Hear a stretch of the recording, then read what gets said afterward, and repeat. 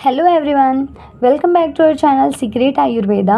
हम देख रहे थे समास और समास में हमने अव्ययी भाव समास, बहुव्रीहि समास और तत्पुरुष समास कंप्लीट कर लिया है।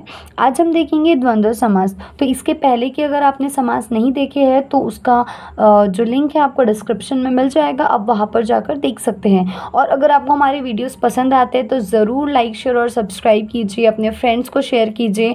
और अभी तक के जितने भी हमने आपको हमारे चैनल पर पढ़ाया है उन सारे इसके नोट्स हमारे टेलीग्राम चैनल पर अवेलेबल है, तो आप हमारे साथ वहाँ पर ज्वाइन हो सकते हैं। तो चलिए शुरू करते हैं द्वंद्व समास। देखिए, पहला जो हम देखेंगे द्वंद्व समास, हमको कैसे समझ में आएगा कि ये द्वंद्व समास है, तो उसके लिए हम देखेंगे उसकी विशेष पहचान।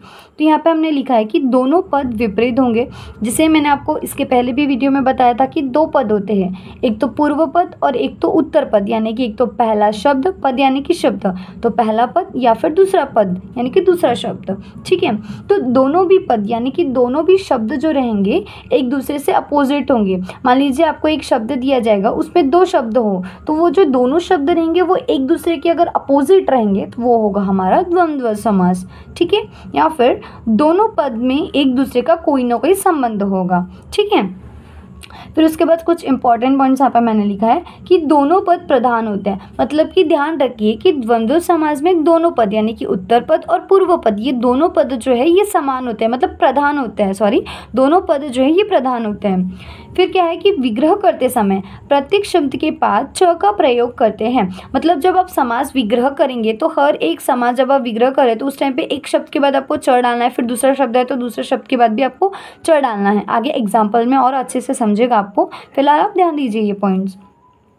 थर्ड पॉइंट है कि अंतिम पद के लिंग के अनुसार ही समस्त पद का लिंग होता है। मतलब जो लास्ट शब्द दिया रहेगा उसका जो लिंग होगा, मान लीजिए अगर लास्ट शब्द स्त्रीलिंग है तो स्त्रीलिंग में कन्वर्जन होगा पूरे पद का, और अगर पुल्लिंग है तो पुल्लिंग के अनुसार चेंज होगा। ठीक है, तो यहाँ पे हम देखेंगे कि द्वंद्व समास के तीन प्रकार है। एक है इतरेतर द्वंद्व समास, फिर है समाहार द्वंद्व समास और तीसरा है एकशेष द्वंद्व समास। तो सबसे पहले हम देखते हैं इतरेतर द्वंद्व समास।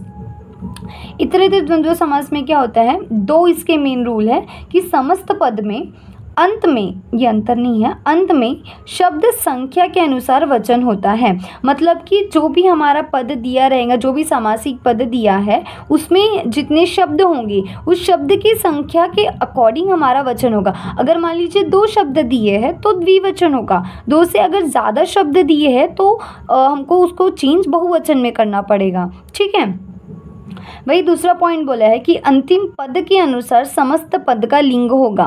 मान लीजिए दो पद है, पूर्व पद उत्तर पद, ठीक है, तो जो लास्ट पद रहेगा, तो जो लास्ट पद का लिंग होगा उसके अकॉर्डिंग हमारा समस्त पद, जो पूरा समासिक पद होगा उसमें चेंज आएगा। ठीक है, समस्त पद मतलब क्या होता है कि जब दोनों पद मिलते हैं तब हम उसको क्या बोलेंगे, समासिक पद बोलते हैं। ठीक है, तो इसके एग्जाम्पल से समझते हैं। देखिए क्या बोला है, सीता च रामः च। ठीक है, यहाँ पे दो शब्द दिए, एक तो सीता दिया है और दूसरा दिया है राम। तो दो शब्द है तो हमको पहला तो ये ध्यान में रखना है, पहला पॉइंट कि हमको कौन से वचन में चेंज करना है, बहुवचन में चेंज करना है। राइट, और किसके अकॉर्डिंग करना है, अंतिम पद का जो लिंग होगा उसके अनुसार हमको चेंज करना है। तो अंतिम पद यहाँ पे क्या है, राम है, तो हमको पुल्लिंग में कन्वर्ट करना पड़ेगा। ठीक है, देखिए तो पहला क्या है, इसमें हमने कन्वर्ट कर दिया सीता च राम च का सीता रामऊ, जो अंतिम शब्द था उस पुल्लिंग उसको हमने चेंज किया। ठीक है, किसमें, द्विवचन में चेंज किया, क्योंकि दो शब्द थे ना, एक तो सीता और राम दो शब्द थे, तो दो शब्द है तो हमने क्या बोला, संख्या के अकॉर्डिंग वचन चेंज होगा तो द्विवचन में चेंज होगा। लेकिन किसके अनुसार हमको देखना है, अंतिम पद के अनुसार लिंग देखना है। इसलिए सीता जो था इसको तो हमने एक वचन में रखा, लेकिन जो दूसरा है हमारा राम, इसको हमने किस में चेंज किया, द्विवचन में चेंज किया। ठीक है, फिर है दूसरा एग्जाम्पल, माता च पिता च। सेम यहाँ पे भी दो संख्या है तो द्विवचन होगा, और पुल्लिंग क्या है, पिता अंतिम में क्या दिया है, पुल्लिंग दिया है, पिता ये क्या है, पुल्लिंग शब्द है ना, तो उसमें हमने चेंज कर दिया द्विवचन में, माता पितरऊ। ठीक है, तीसरा है फलानी च पुष्पानी च। इसमें भी सेम हमने चेंज किया, फल पुष्पानी। ठीक है। तीसरा है कुकुटश्च मयूरी च, कुकुट मयूरयु।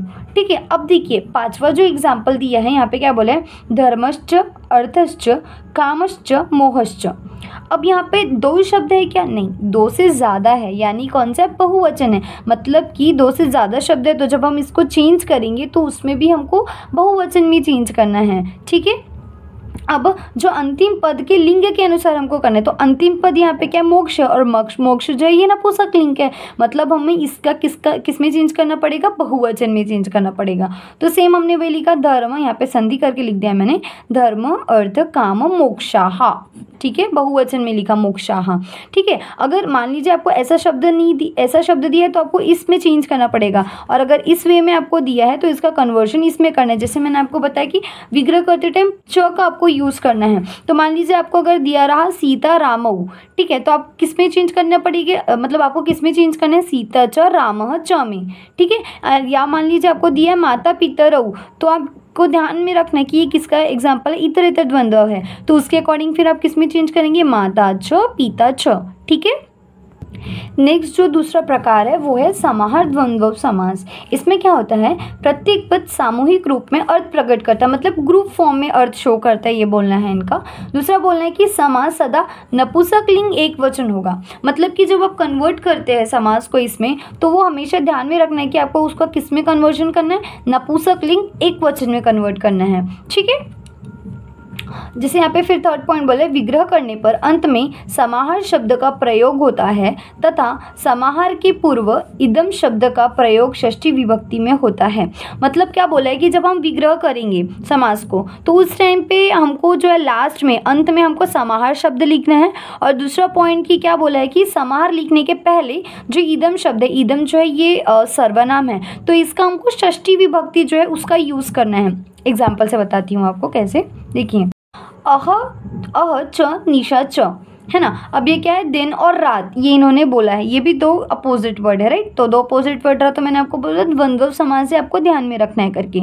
तो अह छ निशा च अनयोः समाहारः।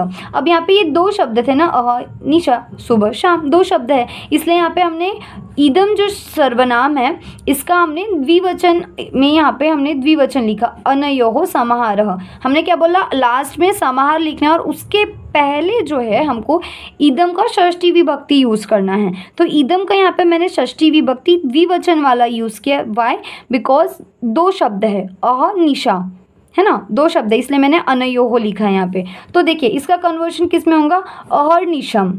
ठीक है। हमको किस में चेंज करना है, मैंने आपको बोला नपुंसक लिंग एक वचन में चेंज करना है, तो मैंने यहाँ पे वही किया, अहर्निशम। ठीक है। दूसरा एग्जाम्पल देखिए, पानी च पादौ च एषां समाहारः। ठीक है। अब देखिए पानी यानी क्या होता है, हाथ पैर, पानी यानी हाथ, पाद यानी कि पैर आपके, तो एक होता है क्या, ये हाथ पैर, दो होते हैं ना हमारे पास, दो हाथ है दो पैर है, तो बहुवचन हो गया यहाँ पे शब्द, इसलिए यहाँ पे हमने एषां यूज़ किया है, पानी जो पादौ च एषां समाहारः। ठीक है। अब देखिए यहाँ पे हमने क्या बोला है, नपुंसक लिंग एक वचन में हमको कन्वर्ट करना है, राइट। तो इसलिए मैंने यहाँ पे इसमें कर दिया पानी पादम, और मैंने आपको हमेशा स्टार्टिंग में ही मैंने आपको ये रूल बताया था कि अंतिम पद के लिंग के अनुसार समस्त पद का लिंग होगा, बरोबर है। इसीलिए यहाँ पर जो है हमने लास्ट वर्ड जो अंतिम पद है पाद, उसका हमने इस किस में चेंज किया, नपुंसक लिंग एक वचन में, तो ये हो जाएगा पानी पादम। ठीक है। या फिर मान लीजिए आपको ये शब्द दिया रहा पानी पादम, तो इसका आपको इसमें चेंज करना है, पानी च पादौ च एषां समाहारः। ठीक है। नेक्स्ट तीसरा एग्जाम्पल देखेंगे, तो यहाँ पे दिया है आहारश्च निद्रा च भयम च एषां समाहारः। ठीक है। तो यहाँ पे देखिए ये कैसा शब्द है, बहुवचन है, यहाँ पे एक से ज़्यादा दिया है ना यहाँ पे भी, तो हमको भी सेम एज यूजुअल जैसे हमने ऊपर देखा वैसे ही, आहार निद्रा भयम। ठीक है। ये हो गया समाहार द्वंद्व समास। थर्ड जो है हमारा वो है एकशेष द्वंद्व समास। ठीक है। इसमें क्या होता है कि जब दो या दो से अधिक शब्दों में से केवल एक ही शब्द दोनों का बोध कराए, मतलब दो शब्द दिए रहेंगे आपको, लेकिन दोनों शब्द कोई भी एक चीज़ को डिनोट करेंगे। जैसे मैंने बोला कि फादर और मदर, माता और पिता, ये दोनों के लिए हम कॉमन वर्ड क्या यूज़ करेंगे? पेरेंट्स। तो पेरेंट्स से हमको समझ में आएगा कि भाई माता और पिता दोनों होंगे। तो वही बोला है, जब दो या दो से अधिक शब्दों में से केवल एक ही शब्द दोनों का बोध करे तो वो क्या होगा? वो होगा एकशीष द्वंद्व समास। ठीक है, क्या बोला है कि स्त्रीलिंग और पुल्लिंग दोनों शब्द होने पर समस्त पद पुल्लिंग में होगा। मतलब कि अगर स्त्रीलिंग भी दिया है, पुल्लिंग भी दिया, लेकिन फिर भी हमको ध्यान में रखेंगे जो समस्त पद रहेगा वो किसके अकॉर्डिंग चेंज होगा? पुल्लिंग के अकॉर्डिंग चेंज होगा, पुल्लिंग में चेंज होगा। ठीक है, जैसे यहाँ पर एग्जाम्पल में ध्यान दीजिए, मैंने क्या लिखा है? माता च पिता च, है ना। तो फादर और मदर, ठीक है, मदर फादर दोनों भी हम अगर इनके लिए कॉमन वर्ड देखेंगे तो क्या होगा? पेरेंट्स। ठीक है ना, इससे हमको डिनोट होगा, पेरेंट्स बोले तो फादर और मदर दोनों आता है। तो इसमें हमको क्या ध्यान में रखना है? माता च पिता च, इसमें हम किस में चेंज करेंगे? अकॉर्डिंग टू पुल्लिंग हमको चेंज करना है, इसलिए मैंने यहाँ पे लिखा है पितरऊ। तो पितरऊ अगर हम बोलते हैं तो ध्यान में रखना है कि सिर्फ पिता नहीं है, यहाँ पे माता और पिता दोनों भी है। ओके, वैसे ही दूसरा एग्जाम्पल है भ्राता च भगिनी च, मतलब कि भाई और बहन दोनों। तो उनके लिए हम कॉमन वर्ड क्या यूज़ करते हैं? सिबलिंग यूज़ करते हैं। ठीक है, लेकिन हम समास में जब हम इसको कन्वर्ट कर रहे हैं तो हमको पुल्लिंग में चेंज करना है, पुल्लिंग के अकॉर्डिंग करना है। तो इसलिए मैंने यहाँ पे क्या दिया? भ्राता च भगिनी च। भ्राता यानी क्या? ये पुल्लिंग है, भगिनी स्त्रीलिंग है, लेकिन चेंज किसके अकॉर्डिंग करना है? पुल्लिंग में। तो भ्रातरऊ, ठीक है, दो शब्द है तो द्विवचन कर दिया इसको हमने। ठीक है, तो इस प्रकार से हमने हमारा समास कंप्लीट कर दिया है। तो अगर आपको ये हमारा वीडियो पसंद आया है तो ज़रूर लाइक और सब्सक्राइब और शेयर कीजिए और बने रहिए हमारे साथ सीक्रेट आयुर्वेदा चैनल पर। Thank you for watching, bye bye.